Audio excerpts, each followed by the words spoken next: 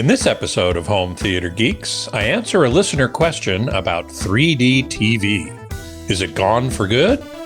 Stick around. Podcasts you love. From people you trust. This is TWiT.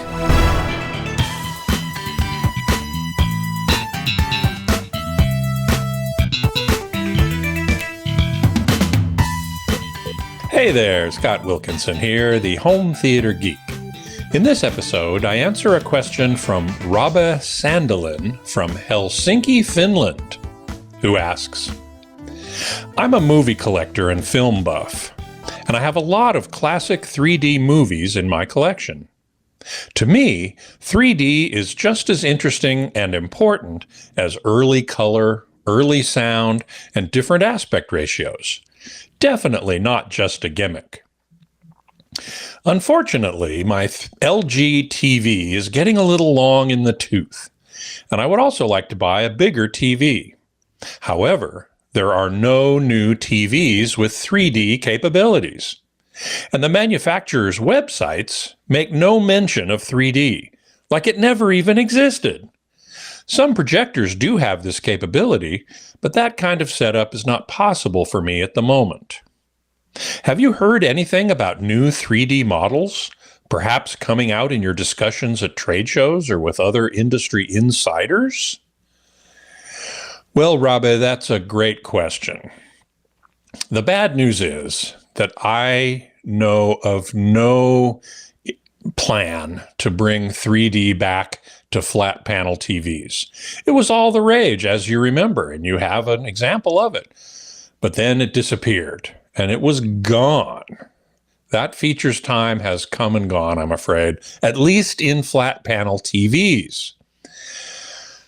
If history's any indication, it might come back. It has come and gone several times over the last 50 years, but I have no idea when that might happen. The good news is I do have a solution for you. You're right that some projectors still have 3D capabilities. And it's not just conventional long throw projectors that you mount on the other side of the room. Some of the newer UST or ultra short throw projectors, otherwise known as laser TVs, also offer 3D. Now, one of these might well suit you because they are designed to replace a TV, a flat panel TV, and they have much larger screens. So I'm going to start by giving you a little explanation of UST projectors. They're projectors, like a long throw projector from across the room, but they're designed to be placed very close to the wall where the screen is, and they shoot up at a steep angle and put the image on the screen. Now, some people would say, oh, I don't even need a screen. I could just paint my wall white and shoot it up there. Bad idea. Bad idea, I'm afraid. Because the light is coming up at such a steep angle, it needs to be reflected back out straight across the room to the viewer area. That requires a special screen. And not only that, that special screen will most often be what's called ambient light rejecting, which means that other lights on in the room or windows in the room, they bring in a lot of extra light. That light hits the screen, most of it does not get reflected back to the viewer. So this is one reason why they're called TV replacements, because they behave like a TV. You can watch TV in a brightly lit room and you still see a good picture in most cases. With a front projector, that's often not the case. It's more difficult to do. You have to really dim the lights. But with one of these UST projectors, you can have it on in a bright room and it still looks great. Now I have a graphic to show you that illustrates one concept about ultra short throw projectors.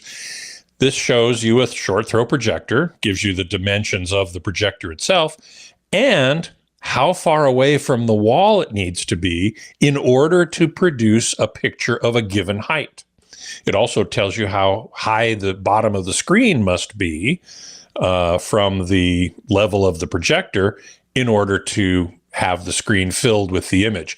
And as you can see here, these ultra short throw projectors can go from 80 inches all the way up to 150 inches, which is way more than any flat panel TV. Now you can get an 80-inch flat panel TV, no problem. 90-inch, yeah, you can. 100-inch, close to. 120, no. That's only going to be with a projector. So you have choices here, which is really cool. And you can make the image as large as you want almost. Now you have to buy a screen, and that adds to the cost. It's going to be more expensive than a flat panel TV, no question. But it solves two of your problems, the two problems you have identified. One is some of them, many of them, are 3D capable. And it can produce a much larger picture than what you've got now. So you said you wanted a bigger picture. This will give it to you. You said you want 3D. This will give it to you. So I think it's the way to go, really, for what you want. Now, in episode 461, just a couple of episodes ago, I spoke with Phil Jones, who is the lead reviewer of ProjectorReviews.com. And he had just completed a showdown of 8 different UST projectors. And some of those contestants offer 3D capabilities. I don't think they tested the 3D capabilities specifically, but I would take a careful look at the top ranked models. And here we see the results of that showdown. We can see that the Hisense PX3 Pro ranked 1 in 3 out of the 4 ways of measuring, and second in one of them. And the Hisense PL2, the step-down version or model from Hisense, also got 3rd place in 3 categories and 2nd place in the other. And if you look all the way down to the 2 columns here under the PX3 Pro and the PL2, you'll see notable features. And the first notable feature you see there is 3D. And you'll see that both Hisense projectors have a little green check, which means that they support 3D. They have 3D capabilities. The other one that I wanted to point out is the 4Movie, which is the name of the company, their model called the Theater Premium. It tied for 2nd place in the judges' rankings, and it was in 2nd place for the total point rankings, and 1st place for standard dynamic range. And you go down that column, and you see 3D, and it says pending update. Okay, well, I'd be a little suspicious of that. 4Movie has gotten a lot of rave reviews on their ultra short throw projectors. So, I guess I'm fairly confident that it'll come in a pending update, but there's no guarantee. You can't know that for sure. So let me just tell you a little bit more about these 3 projectors. The Hisense PX3 Pro was at the top of the rankings, more or less, supports 3D. Here's a picture of it up next to a wall, producing a really big image. Its MSRP, manufacturer suggested retail price, $3,500. So not terribly cheap. The 4Movie Theater Premium was mostly in the 2nd place in the rankings. Its support for 3D, as I said, they say to be coming in a firmware update.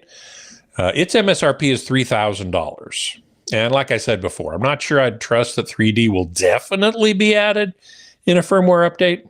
We can certainly hope. Okay, so then the Hisense PL2, generally 3rd in the rankings. It supports 3D right now. Its MSRP is $2,800, and as of this episode, it's on sale on the Hisense website for $2,500. So that's good. The only other one I'll mention is the Nexigo Aurora Pro. That made it into the rankings a bit, and it supports 3D. And its MSRP is $2,700. So in all these cases, you need to add the cost of a screen, which can be up to 150 inches diagonal. You might not want one that big. At this showdown that Phil and Projector Reviews did, they tested all the projectors on a 100-inch Spectra Projection Vantage screen, which is specific to these ultra-short throw projectors. It sells for $1,200 on projectorscreen.com, which was the other host of the showdown. They are a retailer, an online retailer. You can buy all these projectors from them as well as the screen. So the total budget for one of these UST projectors plus a 100-inch screen is going to be around $3,700 to $4,700. It ain't cheap, but it gets you exactly what you're looking for. So I hope that that is helpful to you because you're not going to get 3D on a new flat panel TV, LCD, LED, OLED. It's not going to happen, at least not that I know of anytime soon. These items will do it. So I hope that helps. Now, if you have a question for me, send it along to htg@twit.tv, and I will answer as many as I can right here on the show. And as always, we thank you for your support of the TWiT network with your membership in Club TWiT, which gives you access to all the TWiT shows in their video format. So we thank you for considering that. Until next time, geek out.